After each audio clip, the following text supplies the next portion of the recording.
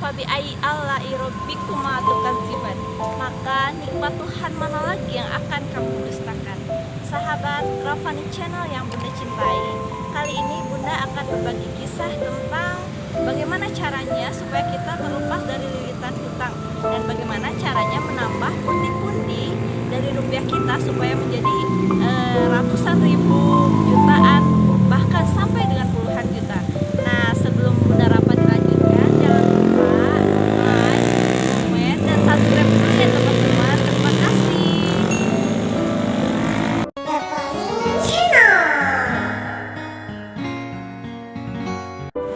Kali ini Bunda akan bercerita, ini adalah sebuah kisah nyata ya, bagaimana caranya seseorang bisa terlepas dari lilitan hutang. Nah, sebenarnya banyak cara agar kita bisa menarik rezeki dari Allah Subhanahu wa Ta'ala. Macam-macam ya caranya teman-teman. Salah satunya dengan kita itu bisa dengan beristighfar terus-terusan, bisa dengan bersedekah, bisa dengan sholat duha, sholat hajat, dan sholat tahajud. Nah, Bunda di sini kebetulan mempunyai kisah tentang bagaimana kita supaya terlepas dari hutangnya teman-teman. Nah, pada awal pernikahan Bunda Rafani sama ayah Rafani, kita itu masa-masa sulit ya awal pernikahan, sampai kita pernah mempunyai hutang 1 jutaan lebih teman-teman untuk biaya makan sehari-hari. Sedih ya, bahkan pada saat itu Rafani itu sedang dalam perut ya. Nah, Bunda sedang hamil, hutang banyak. Nah, Bunda pun tidak bisa bekerja, jauh dari orang tua, dan kita pun sudah berkomitmen supaya kita tidak merepotkan siapapun. Nah, pada saat itu ada seorang ustadz yang mengatakan bahwa kita itu kurang sedekah. Nah, pada saat itu Bunda Rafani belum sangat mencintai sedekah ya, karena mungkin belum mendapatkan ilham dan hidayah dari Allah Subhanahu wa Ta'ala. Nah, Bunda Rafani banyak membaca buku ya. Udah gitu ada juga cerita kan, salah satu ceritanya kayak gini nih. Ini kan cerita pada zaman Nabi dulu ya. Ada seseorang yang sangat miskin. Nah, seseorang itu tidak mempunyai banyak uang, dia itu hanya cukup untuk makan sehari-hari. Jadi dia itu punya 4 orang anak ya teman-teman. Nah, pada saat itu mereka kelaparan. Pada saat malam itu mereka ada sedikit rezeki sehingga bisa membeli beras dan sedikit makanan. Nah, pada saat mereka mau makan, ternyata datang orang lain ketok-ketok pintu. Assalamualaikum. Ternyata yang datang itu adalah seorang miskin yang lainnya, yang lebih miskin daripada orang yang miskin ini. Lalu istrinya berkata, bagaimana ini ya, kita kasih jangan. Lalu suaminya berkata, kasih saja, kasih semua makanan kita, karena itu lebih membutuhkan daripada kita. Akhirnya makanan yang 4 piring ini dikasih lagi ke dia, karena anaknya lebih banyak ya, anaknya lebih banyak, dikasih lah makanan itu. Sampai akhirnya dia itu kelaparan malam-malam. Semuanya anak-anaknya pada nangis, istrinya juga nangis, sampai istrinya bilang, gimana ini, kita belum makan hari ini.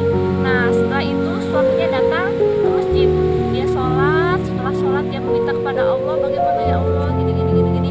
Akhirnya, nah ini salah satunya ya, salah satu pintu itu melalui sholat tahajud ya, yang Bunda ceritakan. Namun kalau cara Bunda beda lagi, nanti Bunda ceritakan ya. Nah, yang ini kan lewat sholat tahajud. Nah lalu itu sholat tahajud kan. Nah, yang suaminya sholat tahajud, lalu pas sholat tahajud itu datanglah seseorang yang kaya raya yang ingin bertaubat, memberikan uang emas. Pada saat itu memberikan uang emas dan makanan yang sangat banyak. Lalu dia berkata, ini ambillah kartu namaku. Mungkin katanya kalau bahasanya zaman sekarang gitu ya, ambillah kartu namaku, lalu kalau ada apa-apa, kalau kamu kekurangan makan, datanglah ke kerajaan. Namun orang yang sangat bertakwa itu bilang begini, demi Allah, aku tidak akan datang kepadamu pada saat aku sedang kekurangan. Namun aku akan datang dan memohon kepada Allah, karena Allah adalah Tuhan. Masya Allah, benar-benar kisah ini sangat menyentuh hati Bunda Rafani. Kita terkadang dari hal-hal kecil pun kita suka lupa ya, bagaimana kasih sayang Allah sama kita. Terkadang kita kurang yakin kasih sayangnya, sehingga terkadang kita meminta bantuan ke sama manusia, kita meminta bantuan, minta pertolongan, dan kita tidak mendapatkan menyampaikannya. Sesungguhnya hanya Allah lah tempat kita meminta bantuan ya teman-teman. Dari situ Bunda Rapani mulai yakin. Setelah itu ada juga salah satu kisah, Bunda Rapani ikutin kisahnya seseorang yang ini dekat banget sama Bunda Rapani. Itu maaf menceritakannya kadang menjadi terbawa emosi ya. Itu tante ya, tante itu awalnya punya modal 500.000 ya. Nah sekarang dia punya mobil, punya banyak rumah, punya banyak usaha. Lalu Bunda tanya, apa sih rahasianya? Lalu dia bilang, saya tidak punya rahasia apa-apa. Saya tidak tahu mengapa saya seperti ini. Nah karena dia tidak bisa menjawab, Bunda Rapani penasaran. Lalu Bunda Rapani ikutin dia. Oh ternyata tante Bunda Rapani itu gemar bersedekah kepada anak-anak yatim, kepada fakir miskin, sehingga hartanya bertambah. Nah dari situ mulai insaf kan, mulai terbuka pintu hidayah. Oh yang kata Ustadz tadi benar, ternyata keajaiban sedekah yang pada awalnya Bunda Rapani bilang, saya hutang masih banyak di luar katanya. Bagaimana saya bisa sedekah sedangkan saya sendiri masih kekurangan? Justru itu adalah hal yang salah. Ketika kita kekurangan bersedekah, maka Allah akan mencukupkan. Ketika kita bersedekah di waktu yang lapang dan di waktu yang sempit, Allah sangat menyayanginya. Apalagi kita bersedekah di waktu yang sempit gitu ya teman-teman. Bunda Rapani coba, awalnya Bunda Rapani sedekah. Sedekahnya misalnya kita tidak punya uang, tak apa-apa, sedekahlah dengan nasihat, sedekah dengan senyuman. Nah setelah kita punya uang, sedekahlah misalnya harus dengan niat ya teman-teman. Innama a'malu binniyat. Nah ini yang Bunda pelajari dulu dari dosen, katanya kalau misalnya kita atur berniat, jadi amalannya itu berbeda. Jadi seperti kayak gini ya, misalnya kita seharian menahan lapar tapi kita tidak berniat puasa, maka tidak ada kan itu amalan pahala puasanya. Sama seperti kalau misalnya kita ini sedekah, kalau misalnya 1.000, ya Allah aku niatkan uang ini untuk bersedekah, pasti insya Allah pahalanya buat sedekah. Jadi kita harus berniat ya kepada Allah bahwa ini uang untuk sedekah. Nah dari sedekah yang 1.000-2.000 ini, alhamdulillah Bunda Rapani terbebas dari hutang. Nah setelah terbebas dari hutang, Bunda Rapani semakin gemar bersedekah. Ya Allah ternyata karena saya sedekah 1.000, datanglah uang 10.000. Karena saya sedekah 10.000, datanglah uang 1.000.000.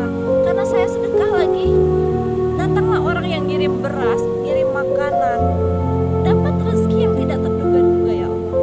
Nah karena itu semakin gemar bersedekah adalah hutang, terbebas dari hutang.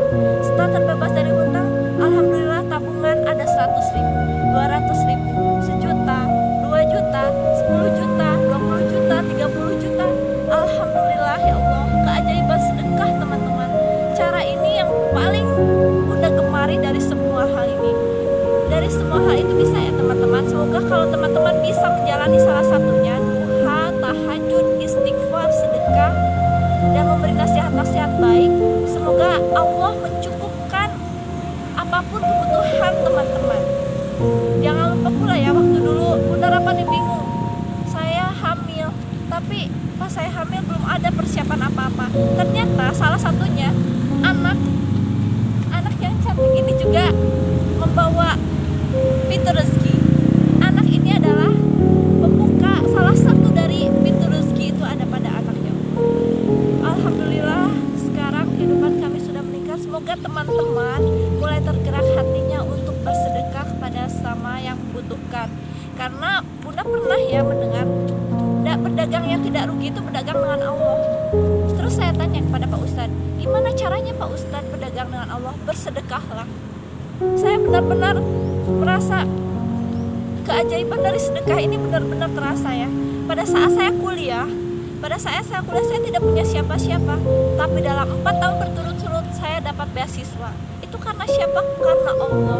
Waktu itu saya rajin sholat duha, tahajud.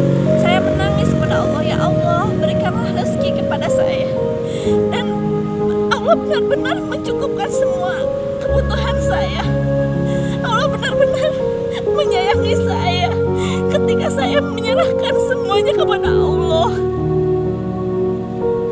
Ketika saya menyerahkan semuanya kepada Allah, Allah benar-benar memberikan kepada saya semua hal yang saya butuhkan. Tapi ingat, dari semua rezeki yang kita dapat itu sebagiannya ada milik orang lain ya teman-teman.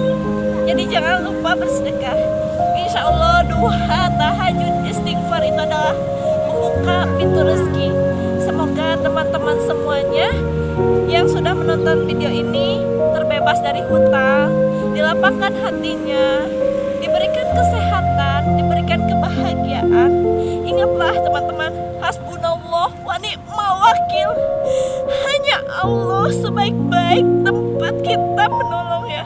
Hanya Allah yang sebaik-baik menolong kita. Ingatlah satu hal ya teman-teman, berlari pun kemanapun, kita tidak akan bisa mendapatkan apa-apa tanpa pertolongan Allah.